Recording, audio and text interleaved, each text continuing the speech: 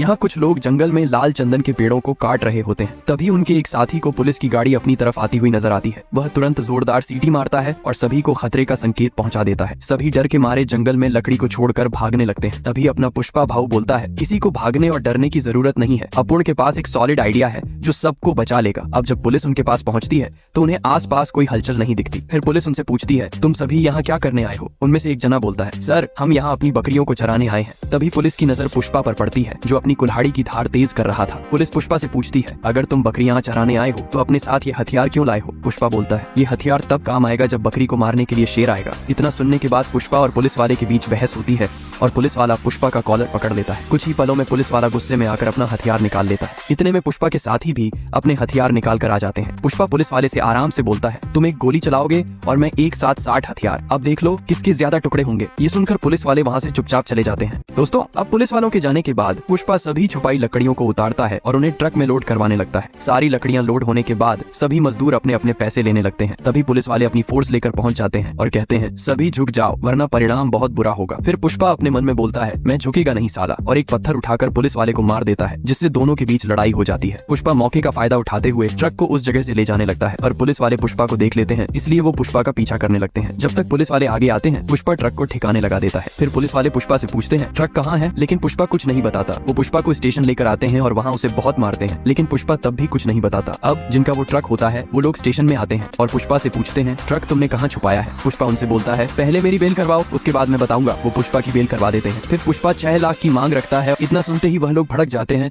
और पुष्पा का कॉलर पकड़ लेते हैं। पुष्पा की बेल कराने के बाद वे लोग लकड़ी के लिए निकल जाते हैं। पुष्पा एक कुएं के पास गाड़ी रोकने के लिए कहता है। वे सभी कुएं में देखकर पूछते हैं, क्या तुमने ट्रक को इस कुएं में गिराया है? पुष्पा की चालाकी देखकर वे लोग पुष्पा के काम से प्रसन्न होते हैं और पुष्पा ने जो पैसों की मांग रखी थी वे पैसे भी दे देते हैं। अब जब पुष्पा दोबारा उनकी गाड़ी में बैठने लगता है तो वे उसे बैठने से मना कर देते हैं और कहते हैं, काम होने के बाद हम किसी को नहीं जानते। ये सुनकर पुष्पा को गुस्सा आ जाता है। वह अपने साथी से कहता है, जा एक गाड़ी लेकर आ और लाल रंग की लेकर आना। उसका साथी मना कर देता है और पुष्पा को समझाता है कि हमें इन पैसों की जरूरत है। पुष्पा कहता है, अपूर्ण इधर आया भी गाड़ी से था तो जाएगा भी गाड़ी से, और अपूर्ण झुकेगा नहीं साला। थोड़ी देर बाद पुष्पा और उसका साथी दोनों गाड़ी लेकर अपनी माँ के पास जाते हैं। उसकी माँ पुष्पा को गाड़ी के साथ देखकर हैरान हो जाती है। अब जहाँ बड़े बड़े आदमियों की बैठक होती है वहाँ पुष्पा को भी बुलाया जाता है। वे लोग पुष्पा को देखकर चौंक जाते हैं। अब कोंडा रेड्डी आता है जो लकड़ियों के धंधे का मालिक होता है। वह आते ही कुछ लोगों को मारना शुरू कर देता है क्योंकि वे लकड़ियों को सही से छुपा नहीं पाए थे और पुलिस वालों ने उनका माल पकड़ लिया था। तभी पुष्पा बीच में बोलता है, चैनल को सब्सक्राइब कर लो और इस वीडियो को लाइक कर लो, पार्ट 3 भी आने वाला है। आज एक बहुत जरूरी मीटिंग होनी थी जहाँ पुष्पा को भी बुलाया जाता है। फिर कोंडा रेड्डी आता है। वह आते ही कुछ लोगों को मारना शुरू कर देता है क्योंकि उनकी लाल चंदन लकड़ी का ट्रक पुलिस वालों ने पकड़ लिया था। तभी पुष्पा भाव बीच में बोलते हैं, साहब इनको लाल चंदन की लकड़ी को छुपाना ही नहीं आता। पुलिस वाले तो क्या, एक काम चोर चौकीदार भी इनको पकड़ लेगा। मैं